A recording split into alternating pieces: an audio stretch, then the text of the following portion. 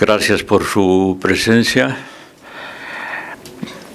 Iniciaré con un epígrafe del Talmud. Creo que aquí en nuestro ambiente no habrá antisemitismo alguno. Es por eso que me permití utilizar un epígrafe del Talmud, y también porque es espíritu cultural de los autores que me voy a ocupar, de los más centrales, todos judíos de lengua alemana. Desde luego Marx, Freud, Martin Buber y Wittgenstein. Entonces creo que cuadra, y el epígrafe también es como introducción de los temas a desarrollar. En el Talmud leemos: no olvides que tu pensamiento genera palabras. No olvides que tus palabras generan acciones. O sea, entre paréntesis, el lenguaje es político. No olvides que tus acciones generan hábitos. No olvides que tus hábitos se convierten en tu carácter. No olvides que tu carácter es para tu destino determinante.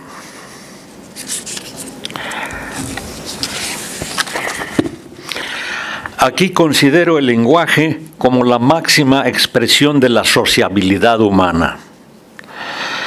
Adelantemos que, en mi opinión, el lenguaje se encuentra en la compleja encrucijada entre individuo, sociedad, naturaleza, cultura, materia y espíritu, conciencia e inconsciencia, cuerpo y alma. Es puente y frontera, también cárcel y libertad. Ya Herder se preguntaba en su obra El origen del lenguaje: ¿acaso un ser humano sometido al aislamiento total llegaría, a partir de su propio potencial humano, a construir un idioma? Evidentemente que no. Como todos ya sabemos, un ser humano privado de todo contacto social simplemente muere.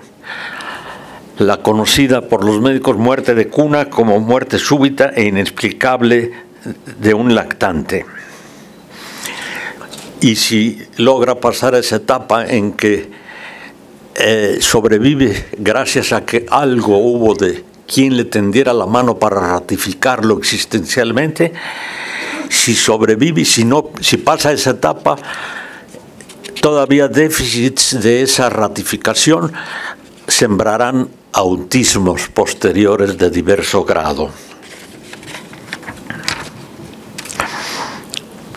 Freud, desde sus tempranos estudios sobre la afasia, estudios neurológicos sobre la afasia, insiste que el pensar mismo y su articulación verbal se enraizan en la experiencia del cuerpo.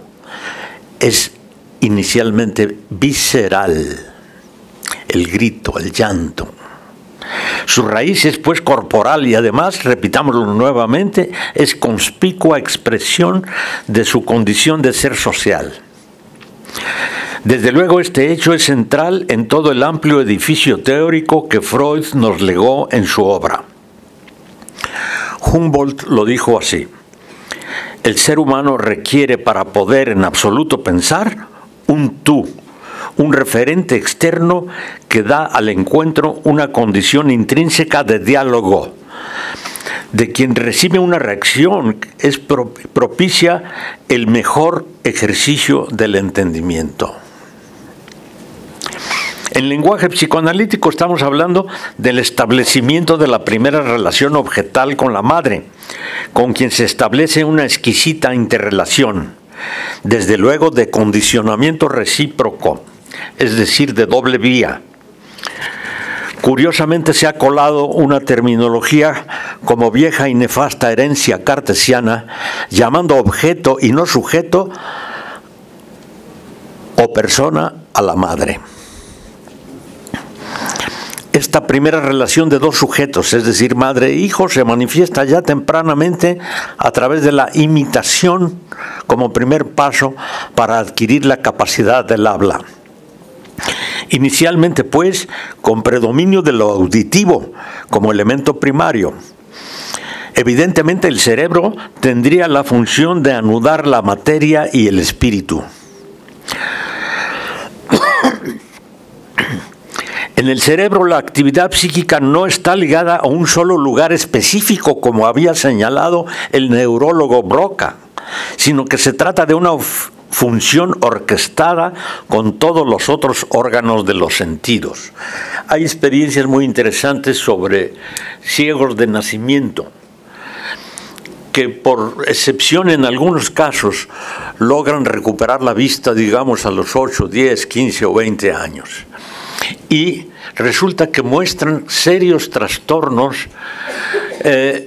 de la habilidad motriz, del caminar, del oír, porque todos los sentidos están completamente entrelazados. Y si por nacimiento estuvieron privados de eso, hay serios trastornos que requieren una altísima labor compleja para recuperar la orquestación de todos los sentidos, que siempre está operando.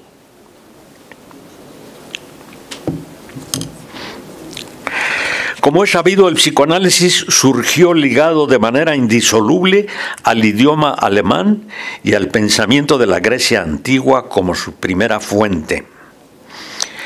En el desarrollo histórico de una lengua se puede también ir leyendo la historia de una cultura. Las alteraciones de sentido dan cuenta de avances, retrocesos, derivaciones, titubeos en la construcción de hipótesis y constituyen ninguna otra cosa que precisamente el hecho de que cualquier idioma está en proceso. Es portador, pues, y reflejo de hechos históricos. Hace unos minutos mencionaba precisamente que hasta en el psicoanálisis se había colado la terminología maldita de hablar de objeto, relaciones de objeto, cuando en realidad son relaciones siempre de sujeto. Bueno, y ya pasando a la política,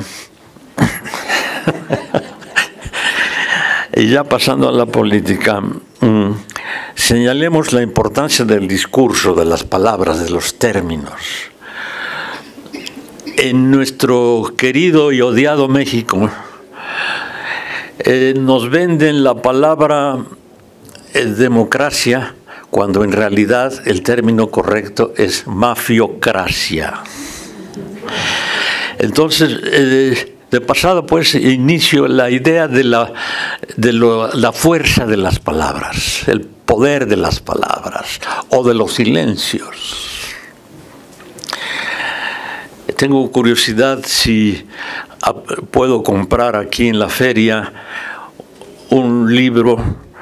Si no lo encuentro, quiere decir que el gobierno mexicano lo requisó. Es un libro de un periodista Cruz sobre la guerra que nos ocultan.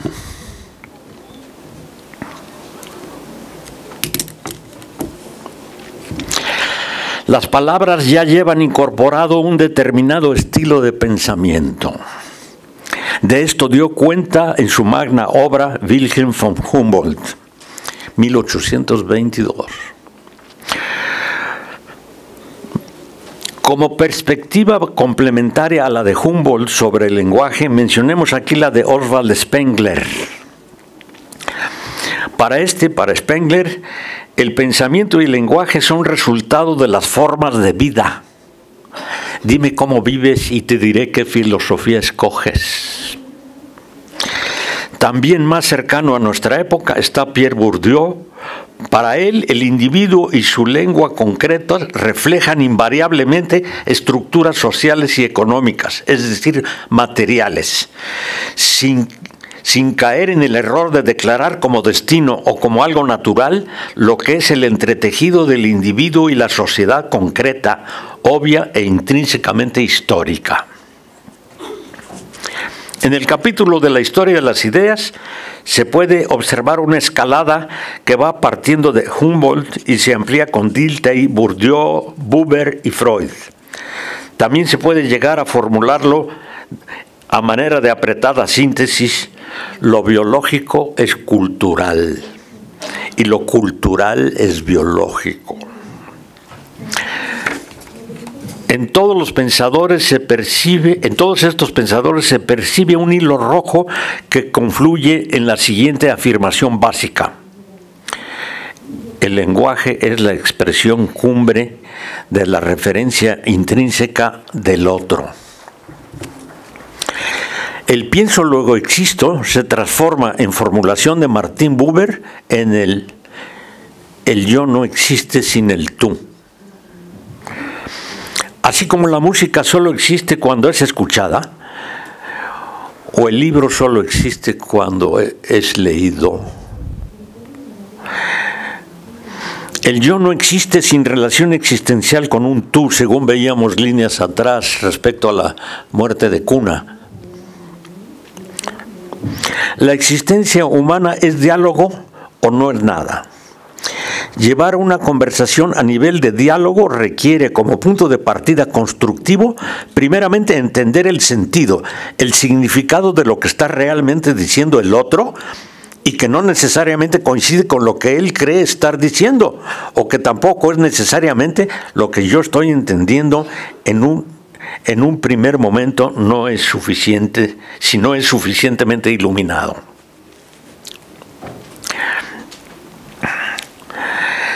Dentro de estos márgenes se desarrolla el drama de la comunicación humana. El problema mayúsculo, decía Freud, del drama humano son las relaciones humanas. Y las relaciones humanas están padeciendo las perturbaciones de la comunicación. En ocasiones no sabemos ni lo que estamos diciendo o no sabemos lo que estamos entendiendo. En todo esto está el núcleo del diálogo psicoanalítico.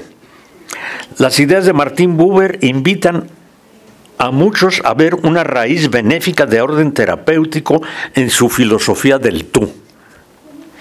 Curiosamente, señalemos que Martin Buber desarrolló sus ideas paralelamente a Freud y en la misma ciudad de Viena. Obviamente para Freud hasta los silencios hablan, e incluso lo pueden hacer con exquisitos matices.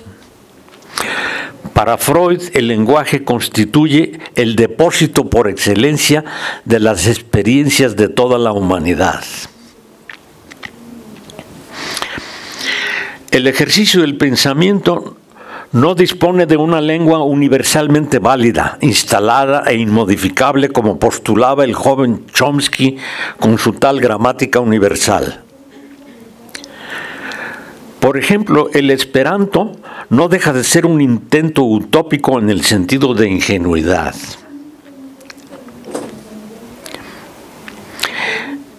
El ser humano ha intentado tomar el camino del esperanto para buscar artificialmente una tal universalidad inalcanzable.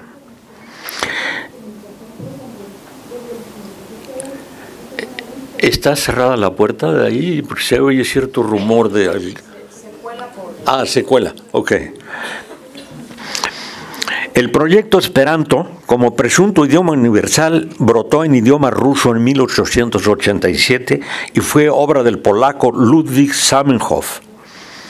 Ahora, el idioma inglés, de pretensiones obviamente imperialistas, procura convertirse en esperanto, pero sus pretensiones están al servicio de la explotación y el dominio sobre los demás, convirtiéndolos en masa manipulable que explota y esclaviza gracias al modelo económico capitalista. Esta problemática cristaliza en la tensión dialéctica entre Babel, Torre de Babel, que simboliza la diversidad, y el intento de unidad concretizado en el esperanto. El concepto mítico de la Torre de Babel, aunque en un primer momento entorpeció la comunicación humana, en realidad a mediano y largo plazo enriquece las ideas y amplía el horizonte. Por el contrario, el esperanto empobrece, coagula, estandariza. El principio Babel y el principio Esperanto están bajo el efecto de una tensión dialéctica entre ampliar o estrechar. Una vieja batalla, individuo y sociedad. Siguiendo las ideas de Pierre Bourdieu, podemos decir que la realidad social existe, digamos, dos veces. Una vez en los objetos externos mismos y la segunda vez en la mente del sujeto pensante dentro y fuera de los protagonistas. Según ha señalado Plessner en su Antropología del lenguaje, el lenguaje humano puentea el espíritu y la materia. El lenguaje humano constituye la más alta expresión de la apertura hacia el mundo. Es decir, representa la posibilidad de ir más allá de los determinantes del ambiente externo físico, con la posibilidad de cambiarlo. Lo contrario de apertura hacia el mundo es lo que ha señalado Huxley como la condición de los animales que quedan, mediante los instintos innatos, quedan estructurados en acorde, sujeción total al medio ambiente en que surgen como especie. Las hormigas, por ejemplo, o las abejas no pueden modificar sus formas de operar, sus formas de comunicarse entre sí y sus formas de construir su hábitat.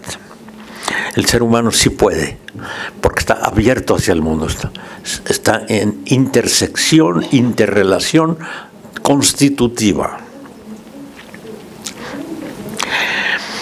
Porque el ser humano no está guiado solo por los instintos fijos, sino por las pulsiones. Aquí hay una trágica error de traducción que ha repercutido negativamente en la obra de Freud, cuando el traductor Strachey tradujo como instinto lo que Freud quería decir como pulsión, como trip. En todo caso hubiera dicho siquiera drive en inglés. Hay más de 6.000 lenguas habladas en el mundo de las que existen registro hoy en día. Y ahí no están incluidas las lenguas que hablen menos de 10.000 personas. 6.000 lenguas significa 6.000 formas diferentes de pensar, de captar la realidad, no, de ese tamaño.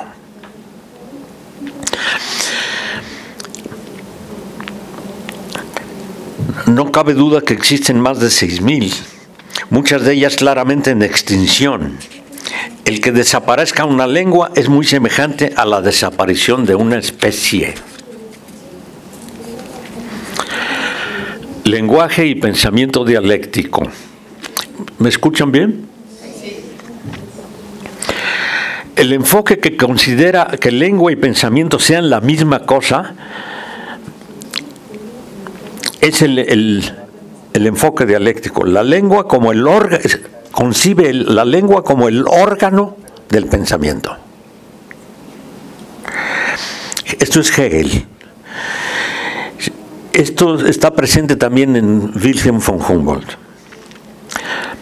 El pensamiento dialéctico propone que hay un proceso simultáneo entre la articulación fonética y la concientización del pensamiento articulado. Los pensamientos se vuelven reales por medio de la formulación en el diálogo. El lenguaje y el pensamiento se encuentran en estrecha relación dialéctica de condicionamiento recíproco.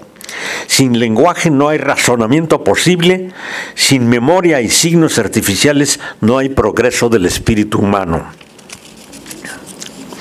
En algún lugar de su vasta obra, Umberto Eco sostenía que la lectura de X autor en su idioma original marcará nuestro estilo propio. Por ejemplo, tendencialmente recibimos influencia de determinadas características de las lenguas. Lo ligero del italiano, lo práctico del inglés, lo sólido y profundo del alemán, lo preciso del latín o lo dialéctico del griego. El pensar dialécticamente se caracteriza por la capacidad de oscilar prudentemente entre los extremos opuestos que constituyen la realidad en cualquiera de sus manifestaciones. El cosmos entero está constituido por opuestos. Una formulación sintética de esto, y digamos sacándole punta, se puede decir con Salins: en general lo que es aparente es falso, y lo que se oculta a la percepción y la contradice es verdadero. Freud alcanzó a moverse en ese estilo de pensamiento resumido aquí en palabras de Nietzsche: la luz y la sombra se necesitan mutuamente. El caminante, prosigue la cita de Nietzsche, el caminante le dice a su sombra: como tú sabrás, yo amo tanto a la luz como a la sombra. Así el rostro se vuelve bello, el habla esclarece las ideas. Así pues, la bondad fortalece el carácter de la misma manera que la sombra necesita de la luz. La luz y la sombra para nada exterminan a sus contrarios, sino que se sostienen amorosamente entrelazando las manos, y cuando la luz desaparece, la sombra se escapa con ella. Cuando la luz desaparece, la sombra se escapa con ella. El método dialéctico, en cuanto instrumento del pensamiento, no instaura de antemano las contradicciones, sino que las abraza en su condición de permanente tensión entre la realidad externa y la interna. El núcleo central de la dialéctica de Marx y Engels, así como la de Freud, es contemplar el carácter contradictorio de toda realidad. También para Hegel todo ser verdadero es contradictorio, dado que la conciliación total de los opuestos paraliza cualquier desarrollo. Veamos aquí un pasaje central sobre el pensamiento dialéctico en la obra de Engels. Desde la óptica dialéctica se renuncia a cualquier supuesta verdad eterna y a cualquier solución definitiva. Dicho de otra manera, se es plenamente consciente de los límites que necesariamente tiene en sí mismo todo conocimiento, que desde luego es determinado por las circunstancias en las que se llegó a él. También se puede decir que no se deja imponer miradas metafísicas que convierten las contradicciones en algo insuperable, como las categorías de verdadero, falso, bueno o malo, idéntico, diferente, necesario, contingente. Estos opuestos solo tienen validez relativa. La supuesta validez en realidad está constituida tanto de lo oculto como de lo revelado.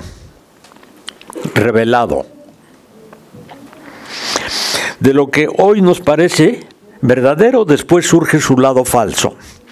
La mirada dialéctica se acopla y capta los movimientos, los procesos que rigen todo lo existente.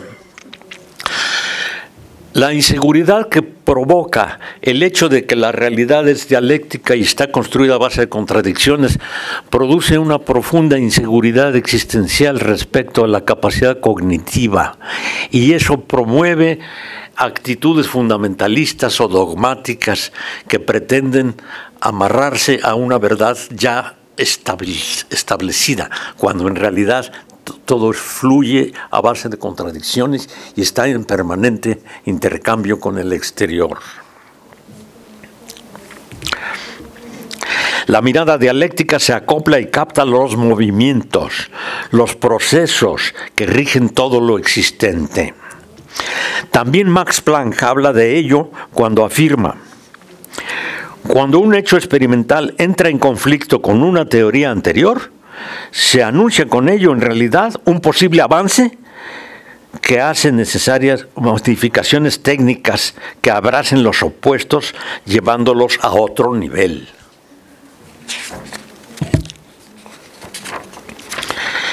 El núcleo de la dialéctica de Marx y Engels es contemplar el carácter contradictorio de toda realidad.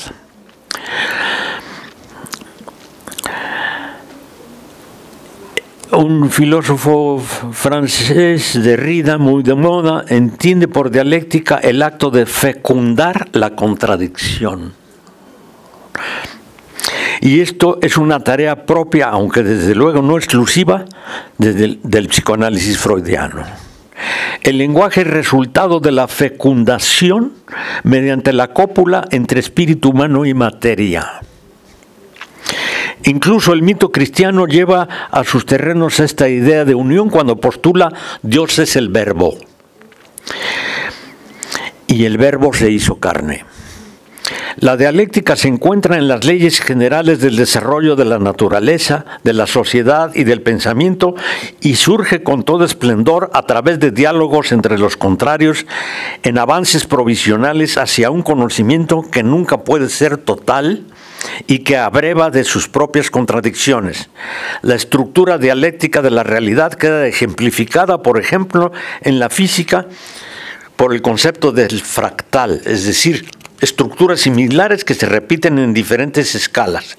En otras palabras, leyes o estructuras universales que las encontramos repetidamente en diversos niveles y en formas predecibles. De pasada se ha dicho que este tipo de conceptos se inscriben en la óptica dialéctica cuando ésta habla de la inseparable relación entre el todo y sus partes. Dicho de otra manera, el microcosmos y el macrocosmos representan estructuras idénticas. Así tengamos que poner la palabra idénticas entre comillas para tomar en cuenta que nada escapa a la dimensión histórica de lo que ocurre. Fritz Mauner, otro contemporáneo de Freud, como Wittgenstein y Martin Buber, señala la importancia de leer la historia, por ejemplo, de una nación en la configuración de la lengua cambiante en uso. Lo mencioné a propósito de usar la palabra democracia en vez de mafiocracia o plutocracia. La apariencia del universo entero varía a causa de su inserción en el tiempo. No en balde Freud destacaba cómo en el conflicto neurótico estábamos frente a fijaciones que distorsionan la percepción del tiempo, perturbando con ello el desarrollo. Por cierto, y dicho sea de paso, las ideas de tiempo y espacio son diferentes en Oriente y en Occidente. Hasta las percepciones de espacio y tiempo. Ya no digamos como el chino con otro tipo de alfabeto y con otro, ya no digamos las 1000 variables fonéticas. Prosigamos señalando el hecho de que en buena dialéctica todo está constituido por dos fuerzas contrarias en tensión permanente, eros y tánatos, atracción y repulsión, fuerza centrípeta, fuerza centrífuga. Otro ejemplo, de tanto viajar hacia el norte acabas llegando al sur, de tanto viajar al este llegas al oeste. Aquí es bueno destacar el concepto psicoanalítico de la ambivalencia, consistente en tener simultáneamente sentimientos y deseos opuestos hacia una misma persona o a un mismo objeto. Además, Freud, en su ensayo sobre el sentido antitético de las palabras primitivas, constituye una muestra pionera de perspectiva dialéctica y lingüística altamente elaborada y sutil. Por ejemplo, en muchas lenguas hallamos un cierto número de palabras con dos significados, uno de los cuales es justamente la antítesis del otro. Freud nos hace notar que frecuentemente un mismo substrato fonético es la base de ideas antagónicas y que muchos de nuestros conceptos nacen por comparación o oposición. Pongamos solo un ejemplo, en extremo simplificado y concreto. Hostilidad, hospitalidad. En inglés, push, pull. La pobreza inicial del habla le obliga al hombre primitivo, entre comillas, a partir de escasos fonemas guturales condensados. Con aguda mirada, el psicoanalista René Spitz, en su libro sobre el sí y el no, ha señalado en sus observaciones conlactantes que el sí y el no constituyen el origen precario y básico de la comunicación humana. En forma especial, el trabajo intelectual lucha en contra de esa condición dual original para tratar de lograr univocidad esclarecedora e integradora propia del método dialéctico, tan difícil de alcanzar. Desde luego hay una inmensidad de transiciones de significados en movimiento que tienden a la univocidad, partiendo muchas veces de precarios elementos que con todo no abandonan la ambigüedad y o fragilidad propia de sus orígenes.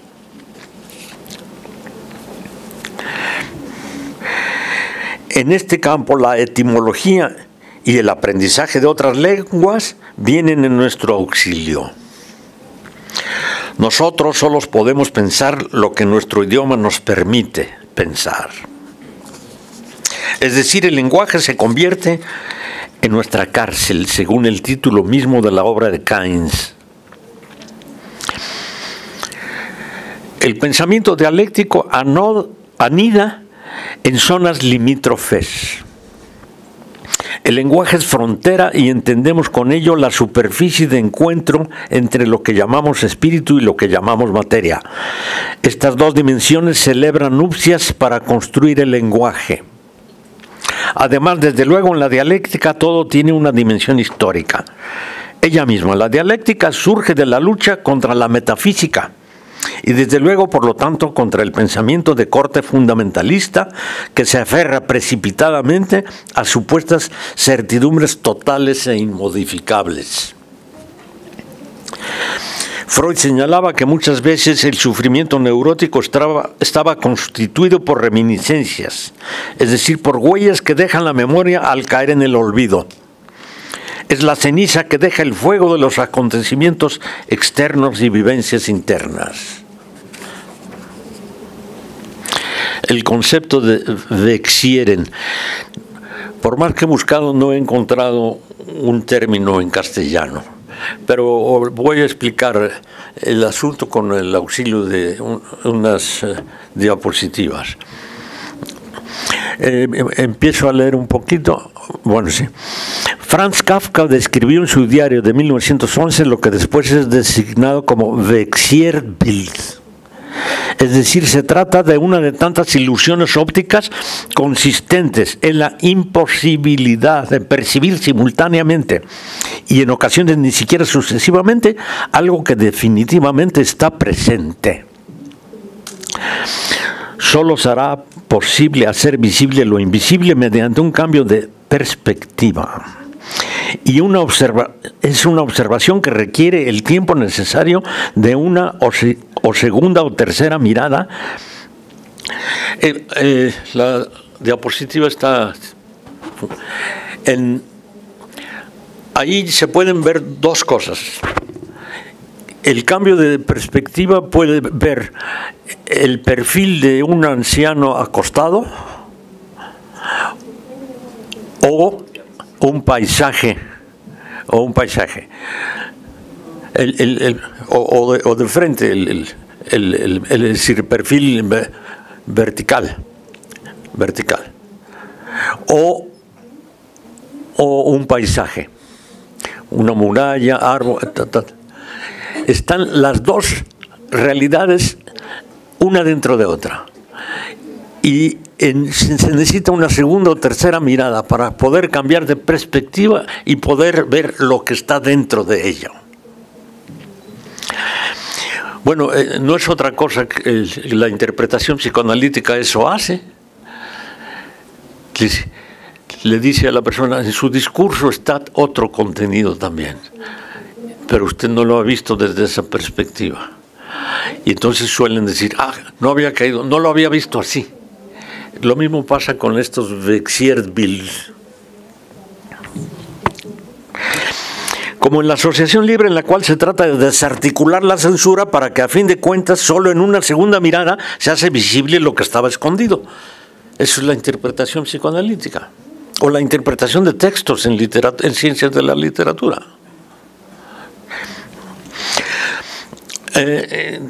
Tuve la desfachatez de hacer un intento de análisis de un cuento de Borges y así me fue. los expertos en literatura se sintieron invadidos por ese vienés loco judío.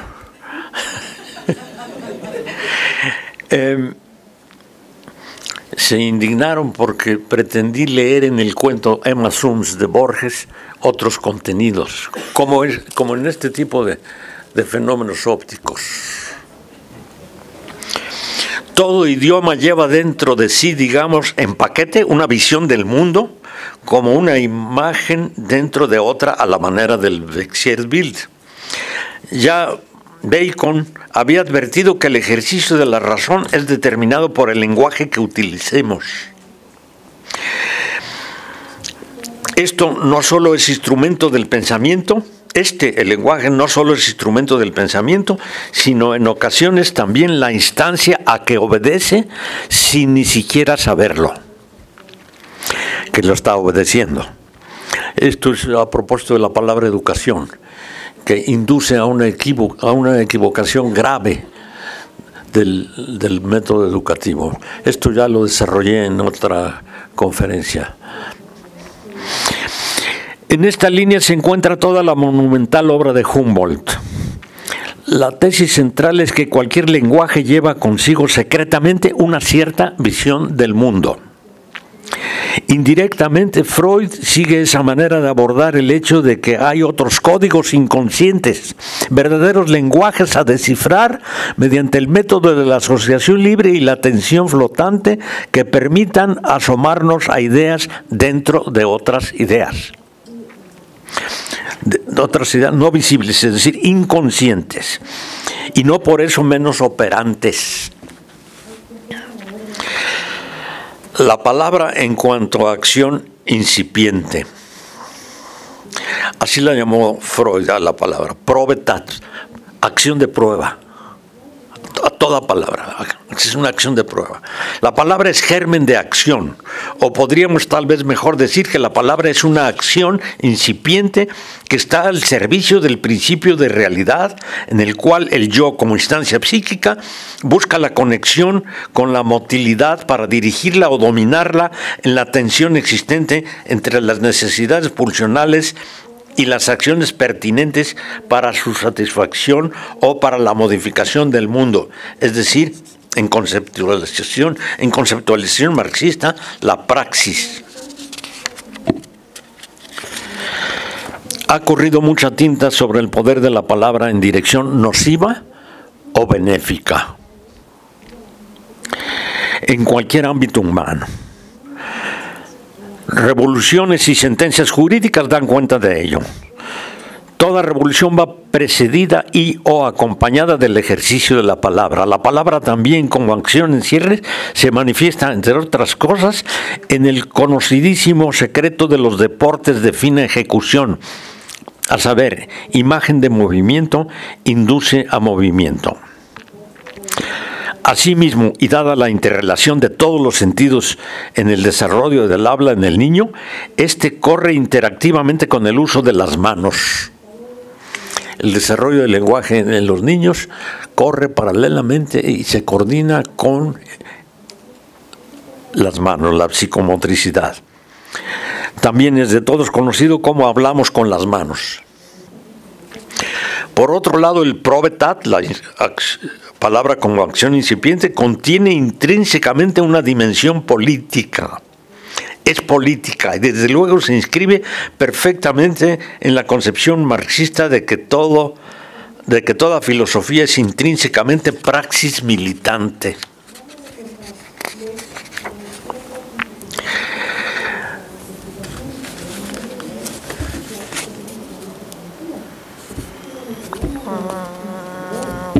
Rectificación y ampliación del lenguaje como tarea del psicoanálisis. Repito, rectificación y ampliación. En el psicoanálisis se parte de la base de que la comunicación y la percepción sensorial misma están afectadas por factores inconscientes personales y desde luego también colectivos. El estudio del lenguaje no puede dejar de lado los aspectos de desarrollo onto, filo y sociogenético que nos ayudan a entender su existencia y su desarrollo histórico. La dependencia mutua entre el pensamiento y la palabra arroja luz sobre el hecho de que el lenguaje no es propiamente solo un medio para representar o expresar algo ya conocido como verdadero, sino más allá de eso cumple la función primordial de descubrir algo nuevo. Así pues, la capacidad del ser humano de comunicarse resulta ser un puente constitutivo de cualquier comunicación.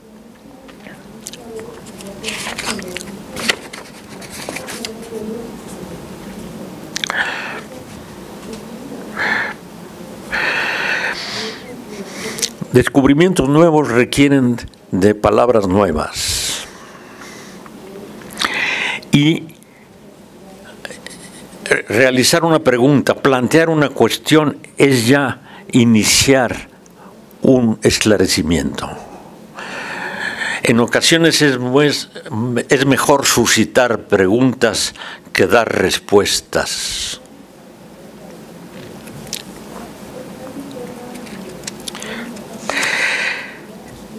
El lenguaje no solamente nos seduce, es decir, provoca ciertos rumos de pensamiento, sino que por otro lado se convierte también en cárcel. Es decir, no podemos llegar a pensar completamente lo que queremos, sino que el lenguaje se convierte en nuestra cárcel. Es pues coercitivo, nos limita. En lenguaje coloquial se dice, esto no se puede decir en castellano, o esto no se puede decir en francés, etcétera, etcétera. O si se hace una traducción, toda traducción es imperfecta, no hay traducción posible, como no hay interpretación psicoanalítica perfecta, completa. Son intentos aproximativos, hipótesis aproximativas. Nuestro lenguaje se encuentra en el mejor de los casos en tensión dialéctica entre las restricciones impuestas por la estructura de la lengua misma que usamos y el posible descubrimiento de nuevas ideas que requieren a su vez nuevas palabras y o nuevas maneras de pensar. Salta a la vista el gran beneficio de manejar varias lenguas. Es bueno recordar que todo pensamiento es, a fin de cuentas, un resultado interpretativo del encuentro entre el mundo externo y el mundo interno de cada quien. No hay conocimiento objetivo. Aquí viene a cuento el proceso de contextualización. En el sentido estricto, toda interpretación es contextualización, y esta pasa a ser la vía regia de todo conocimiento, la interrelación de las diversas esferas del saber. Seguimos padeciendo una maldita fragmentación del conocimiento, tal vez tuvo origen en la Edad Media, en la Europa central, cuando hubo una explosión de conocimientos científicos naturales que para manejar y poder abordar tal inmensidad diversa de realidades externas, tuvieron que empezar a fragmentar, a especializarse. Y todavía padecemos las consecuencias de ese cambio cultural. Claro, ahora tratamos de defendernos y de corregir un poco el rumbo a base de propiciar la interdisciplinaridad. Pero la interdisciplinaridad debería ser orgánica, intrínseca, sobreentendida, y no pegar después de haber roto la unidad de la realidad. Porque nos cuesta trabajo aceptar que nuestro aparato cognitivo es altamente deficitario, como lo es el comunicativo también.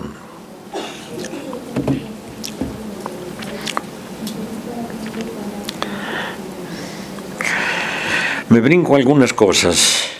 El tiempo no perdona. ¿Me quedan qué? ¿10 minutos? Me quedan 10 minutos. ¿Me quedan 10 minutos? 20 minutos. 20. Cuando le queden 10, le paso un poquito. Ok.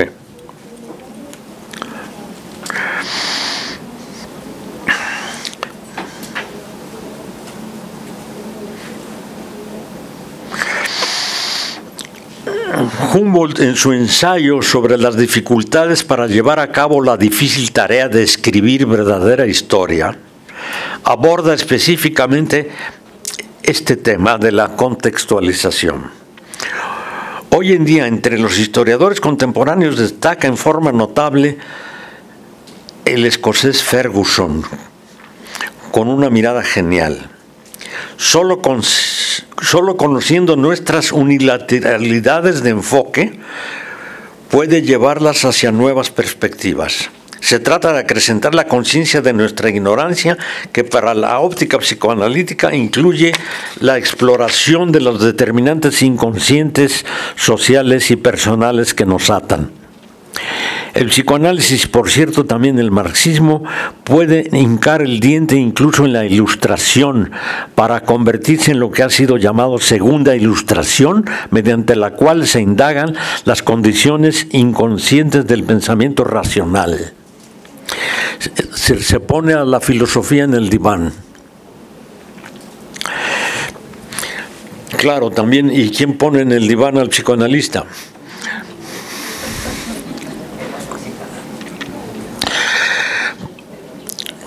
Poner a la filosofía en el diván, pero esto para nada exclusivamente en el diván del analista, sino por medio del análisis de los textos. Y en este punto mencionemos la insuperable obra de Roman Jakobson, quien prosigue las tareas del positivismo lógico de Carnap a base de analizar en todo detalle la estructura interna de los textos. En la escuela de Praga que fundó, la escuela lingüística de Praga que fundó Jakobson, que fue un ruso norteamericano, narra por ahí Jakobson que, platicando con algunos de sus colaboradores, el colaborador le dijo: nunca he oído una poesía en ruso. El colaborador no sabía ruso. Nunca, quiero oír la fonética. Eran unos magos del estudio minucioso de la fonética. Repito, el compañero de Jakobson no sabía ruso y dice: quiero oír un poema en ruso. Se la leyó Jakobson. Y el compañero, destacadísimo miembro de la escuela de Praga, dijo: caray, no sé por qué me hace pensar esto en Heinrich Heine. Y le dice Jakobson: ¿sabes por qué te sonó a Heinrich Heine? A pesar de que no está escrito en alemán y no sabes ruso. Porque esto que te leí es la traducción que hizo Heinrich Heine al ruso. O sea que pudieron leer incluso en la traducción cómo se asomaban elementos sutiles, fonéticos. Claro, estamos hablando de personajes de altísimo nivel en esos campos del lenguaje.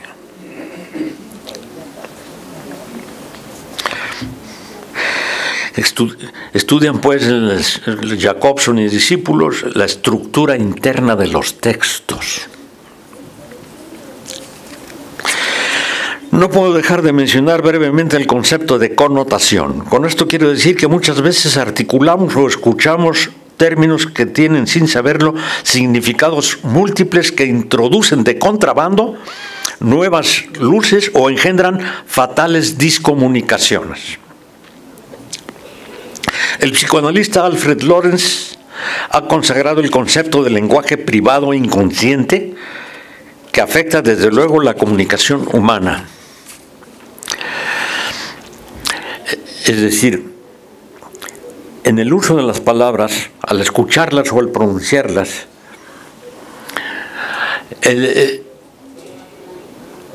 tienen resonancias fonéticas o ideológicas muy ligadas a toda una visión del mundo o a otro tipo de ideas que no vienen al caso.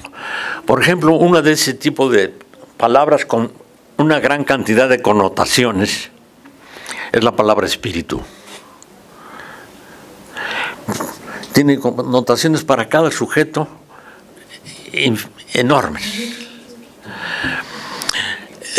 Y así con muchísimas otras palabras y a veces sin registro alguno, pero no por eso menos operantes.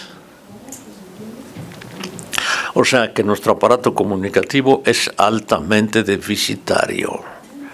Si no, no habría tantas guerras ni tantos crímenes que expresan la dificultad en las comunicaciones humanas y nuestra débil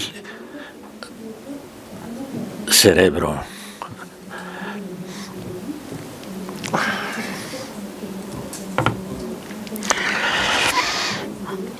De todas estas consideraciones se deriva la enorme importancia del poliglotismo, promotor por excelencia de la capacidad de pensar.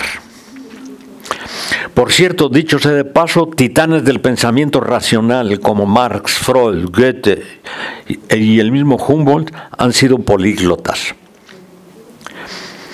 Todos y cada uno de los psicoanalistas del inicio del movimiento psicoanalítico fueron políglotas. Investigaciones médicas recientes han señalado que el aprendizaje de idiomas extranjeros resulta ser excelente medida preventiva de la mal llamada enfermedad de Alzheimer, que en realidad no es otra cosa que una forma de envejecer.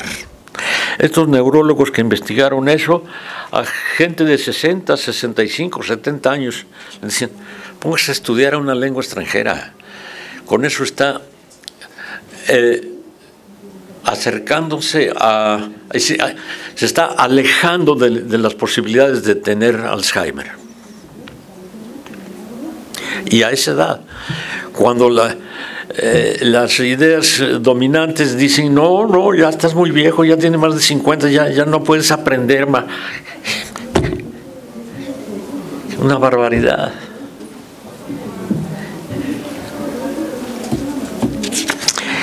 Me brinco algunas cosas, por compasión con ustedes y conmigo mismo.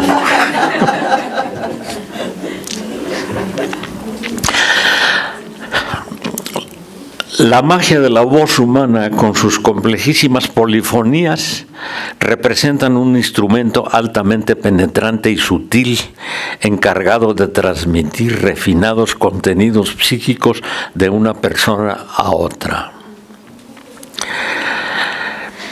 Esto en positivo, pero también existe en negativo.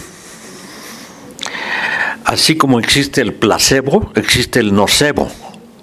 Voy a tratar de explicar este asunto. La palabra es potente para lo positivo como para lo negativo. Placebo. Los médicos han encontrado que a un sujeto le dicen estarle dando una medicina muy eficaz contra tal o cual síntoma y en realidad le dan almidón o azúcar y reacciona positivamente.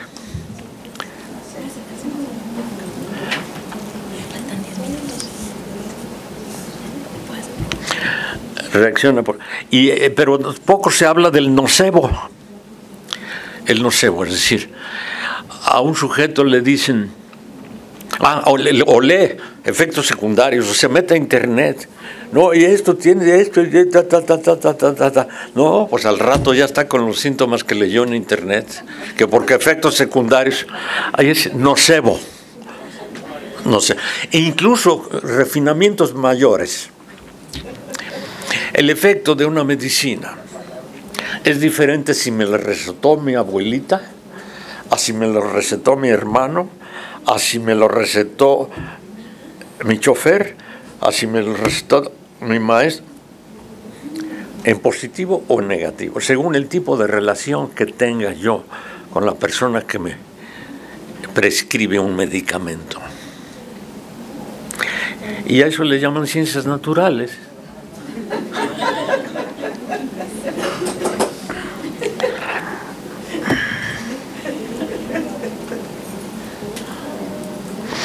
La palabra no tiene substancialidad alguna si no está siendo expresada activa o pasivamente en un contexto determinado y determinante de alta complejidad y el significado en cualquier encuentro interhumano. Es lo que acabo de decir en lenguaje coloquial hace unos minutos.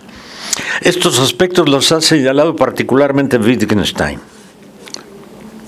Aquí no hablo pues de otra cosa sino de las encrucijadas del lenguaje. Es decir, señalo nuevamente la tensión dialéctica entre consciente e inconsciente, materia y espíritu, sociedad, individuo, pasado, futuro. En el pasado está el futuro y en el futuro está el pasado. En el sujeto está el objeto y en el objeto está el sujeto, etcétera, etcétera. Teoría y práctica. No nos extrañemos, pues, que Freud haya hablado de que el psicoanálisis es una profesión imposible, particularmente para nosotros sumergidos en el desarrollo propio del analfabetismo basáltico del que me he ocupado en otras ocasiones. La conciencia de los propios límites es condición indispensable para no caer tan gravemente en ridículas petulancias. Esto debe ser punto de partida indispensable, particularmente en los que ejercemos otras profesiones imposibles, como la de ser padres o madres o esposos o esposas. Las distorsiones en la comunicación, anegadas de factores inconscientes, son de efectos altamente negativos. Lo que comunicamos brota en realidad del más íntimo y desconocido núcleo de nuestras actitudes internas leíbles muchas veces en el tono de la articulación de las palabras. Los contenidos inconscientes, para convertirse en conscientes, o mejor dicho, para ingresar a la conciencia, utilizan como vehículo la palabra. Con esto queda entendido que la oscuridad de lo inconsciente desaparece llevándola al nivel de la expresión lingüística. Yo creo que lo dejamos ya por aquí.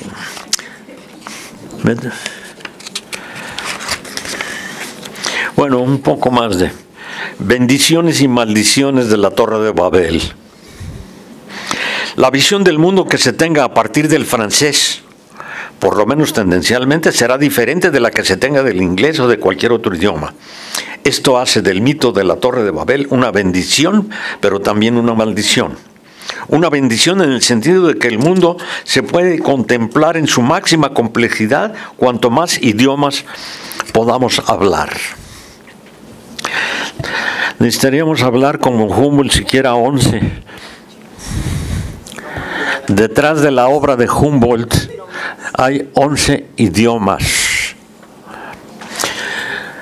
pero manejado no para ir al supermercado o para preguntar en qué calle estoy, sino totalmente estudio comparativo de las lenguas. 11.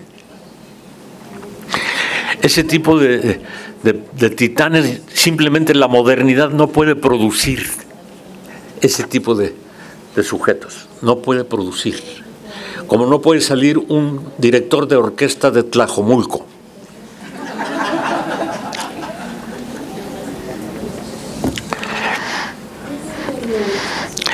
Babel también, por otro lado, es una maldición, en cuanto que hablar idiomas diferentes no comunes a los de mis interlocutores hacen fracasar la comunicación. Este fue, en el altamente simbólico mito bíblico, un castigo de Dios por las pretensiones humanas de llegar hasta el cielo.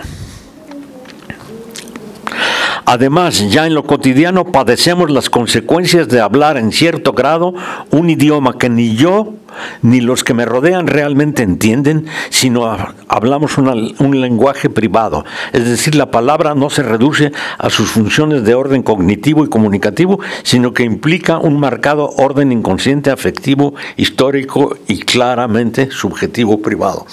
En ocasiones estamos diciendo palabras que para nosotros tienen otro significado que para el que está escuchando. Yo no sé cómo no estamos peor.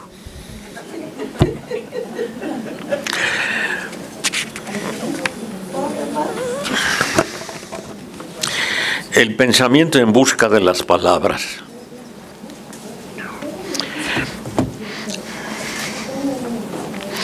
Cualquier avance en el conocimiento requiere nuevas palabras o nuevos significados de viejas palabras. Freud evitó, por ejemplo, hasta donde le fue posible, términos como espíritu y alma, por estar estos sobrecargados de connotaciones de una visión religiosa del mundo.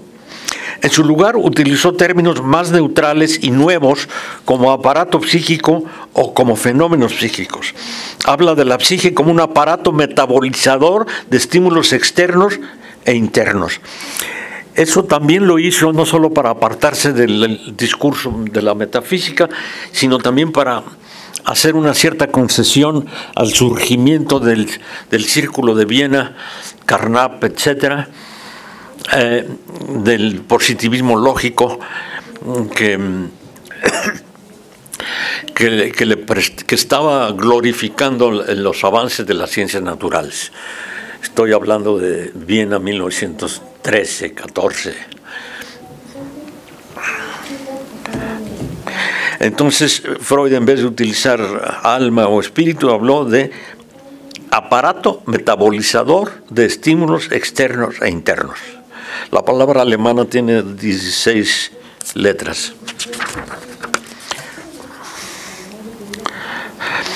Y lo mismo ocurrió con el concepto de amor. Le dicen a Freud le dicen pansexualista, en todo caso, que le digan panamorista, porque él claramente dejó sentado que cuando estaba hablando de sexo estaba hablando de amor, tal cual. Pero no, se entiende lo que se quiere. No hay mayor sordo que el que no quiere oír, no hay más ciego que el que no quiere ver.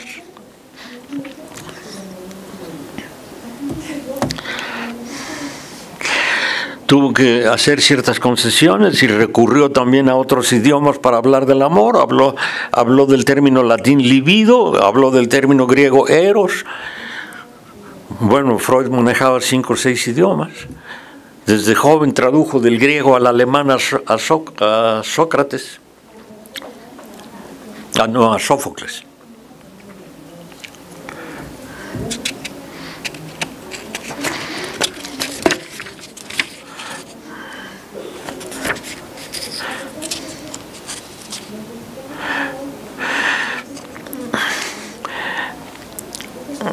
El lenguaje hablado contiene un elemento musical.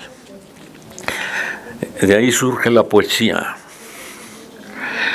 Pero no solamente la poesía con su elemento musical transmisor de sentimientos escuchados por el niño con los arrullos y los cánticos de la madre, sino también como instrumento cognitivo afilado, la poesía, como instrumento cognitivo afilado, en el sentido de que se brinca las trancas de la gramática convencional y se asoma a perspectivas totalmente otras.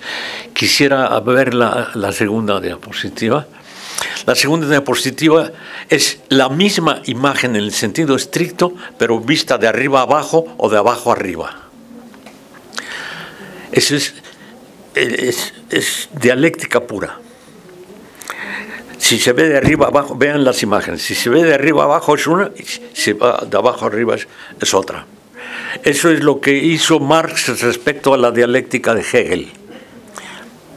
Convirtió el idealismo en materialismo. Conservó el método, pero invirtió la perspectiva. En pequeño, el lenguaje poético es ese instrumento afilado que muestra los elementos ocultos que la gramática convencional no nos permite, o que los simbolismos están muy reducidos. Ya no sé ni qué horas son ni cómo me llamo. Pasamos a preguntas si quieren. No les garantizo ninguna respuesta, pero vamos a preguntar.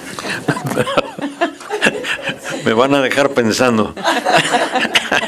Me van a dejar triste. Bueno, Doctor, muchas gracias por su conferencia.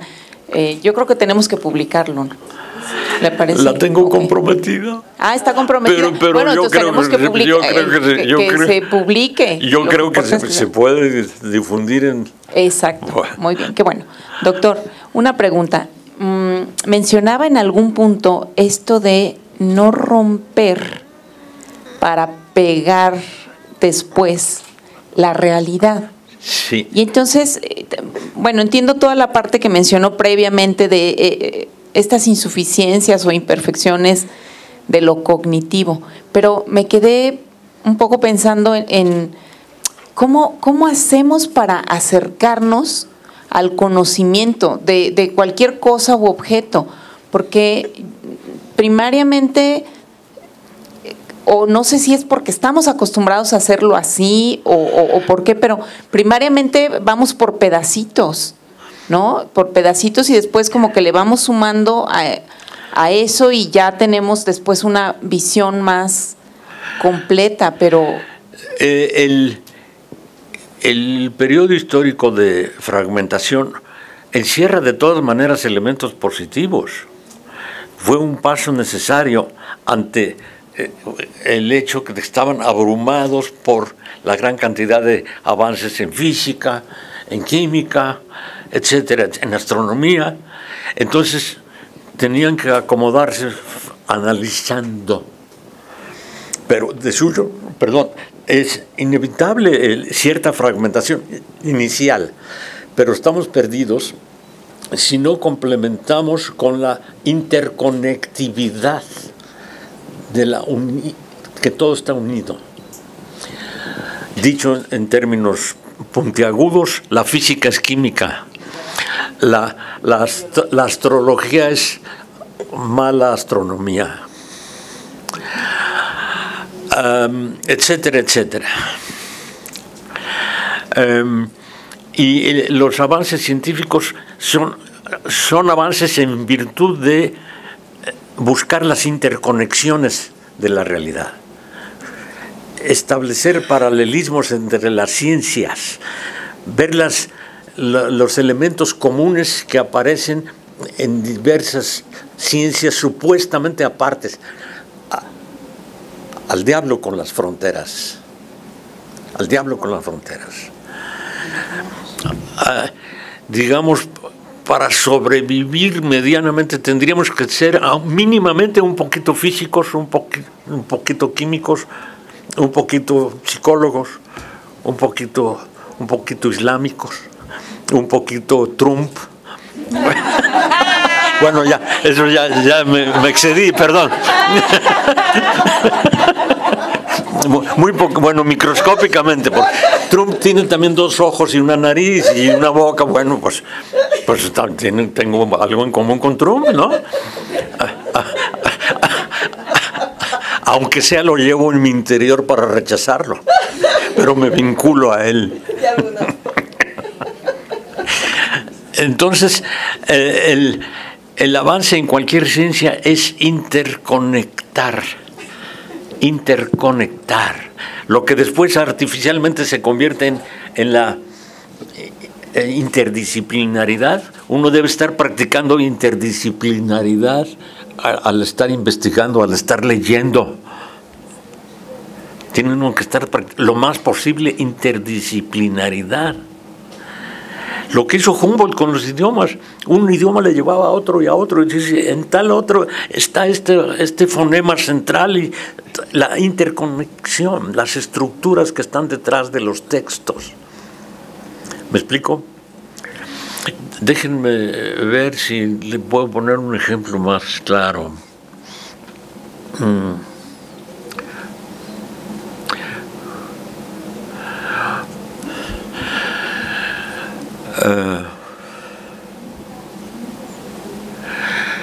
Por ejemplo, calor o frío. En el frío hay calor y en el calor hay frío. No hay calor absoluto ni frío absoluto. Entonces hay una el frío es ausencia de calor y el calor es ausencia de frío. Es decir, tenemos que acostumbrarnos a tener lo más posible, muy a la mano, una función unificadora, sintética, pero no por pasos programados, sino el fluir mismo del pensamiento debe contrarrestar la herencia de la Edad Media, que se vio necesitada de fragmentar en exceso. Y ahora es el dilema número uno de la humanidad: el avance tecnológico supra y el deterioro moral infra. Ejemplo: con un telefonazo o con un botón se puede ordenar una atómica en Hiroshima o en Nagasaki. Alto desarrollo tecnológico, cero desarrollo moral. Las guerras como el gran escándalo y como el síntoma de una civilización fallida, de una especie fallida. Espero haber medio contestado, o más bien estoy lanzando más nuevas preguntas. Muy bien. A ver, perdón, ¿sí? Bueno.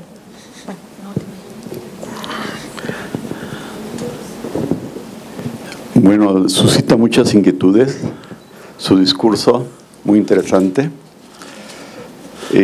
Formas de plantearlo, pero yo me pregunto hasta dónde se plantea una especie de imposibilidad. Voy a plantearlo de esta manera: existe lo real, existe la historia humana, estamos donde estamos. Usted, con todo su discurso, plantea, descifra cómo funciona esto, cómo funcionamos y cómo funciona esto.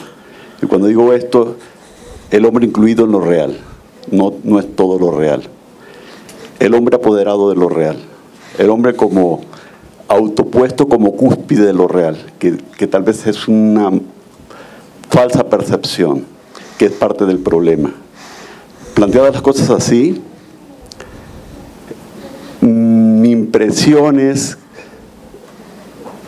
opinando, y quiero su opinión, es una salida compleja, difícil. Dije, está lo real, está la historia, plantea el fallido aparato cognitivo humano ante una circunstancia real, histórica, en la cual nos encontramos. La pregunta es qué hacer, así como decía Lenin en su momento para ciertas cosas en lo político, qué hacer. Actualmente sigue vigente, porque tenemos una cultura, digamos, positiva y negativamente hablando, fallida, depredadora, con una tendencia no propicia para la vida. Y entonces la pregunta es, ¿qué hacer? Porque de otra manera está la decepción. Mi postura es más pesimista, mi lectura general con esta conferencia y al margen de esta conferencia anterior es, no hay una solución. La tendencia, digamos, observadamente, y es mi punto de vista, es negativo en cuanto favorable a la vida y al ejercicio de la creatividad por los poderes establecidos y la cultura establecida. Y vuelvo, insisto, a la pregunta, ¿qué hacer? ¿Cuál es su perspectiva?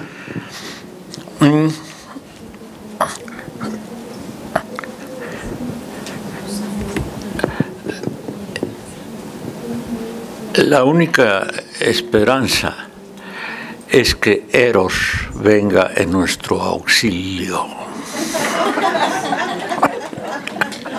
Eros es el único antídoto de que disponemos para contrarrestar nuestras limitaciones, nuestras torpezas, nuestras agresividades. Si alguna salvación tuviese esta especie, que está en serio peligro, es porque la agresividad está derrotando a Eros. ¿Perdón? O sea, a Cristo, es decir, la perspectiva amorosa, finalmente, Eros ¿Pero a quién? A Cristo, o sea, Eros amplía. No, a Cristo no. Lo suscito adrede para Sí. Sí. Yo creo que el cristianismo ha dañado seriamente el concepto. Bueno, ok. Sí, como símbolo. Como símbolo de sí. Sí. Es una mediación. Sí. La mediación necesaria para poder resolver la diferencia. Recurrir a Eros como el mejor, el más barato y el más disponible.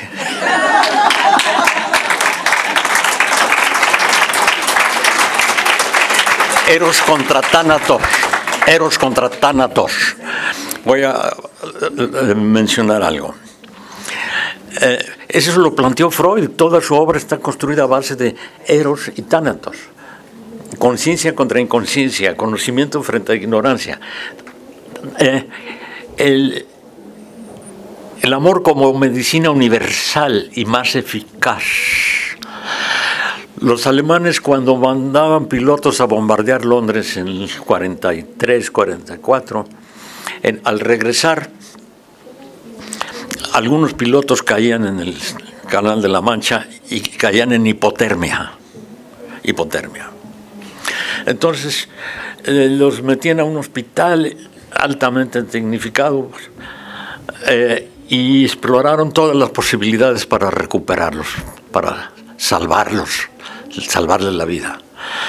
Para no hacerles el cuento largo, utilizaron todo tipo de medicamentos, frotamientos, fuentes de calor de hoguera, fuentes de calor de todo tipo, hasta que recurrieron a Eros.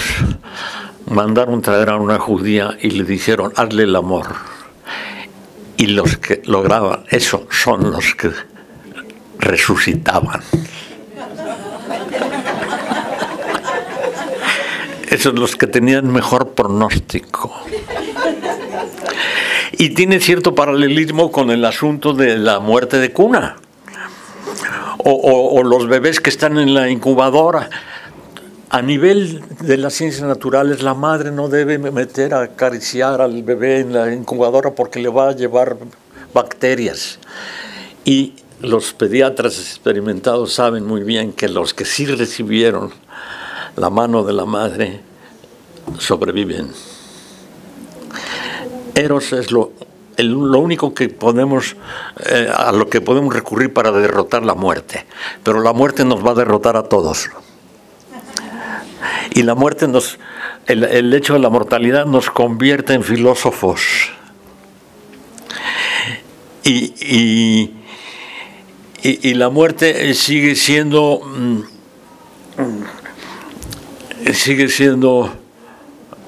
el problema más difícil de masticar. Pero la más alta arma para combatirla es Eros, en todas sus posibles manifestaciones. Tribus africanas, el conflicto de tribus unas contra otras, llegaba a darse el caso de que era tal la mortandad que cayeron en cuenta que era absurdo aquello. Entonces transformaban la batalla en una orgía. Hay que aprender del hombre primitivo.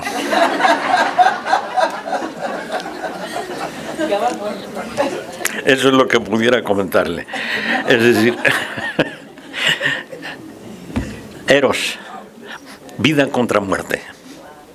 Vida contra muerte. Eros conjuga lo individual y lo social. El coito es un acto socialista.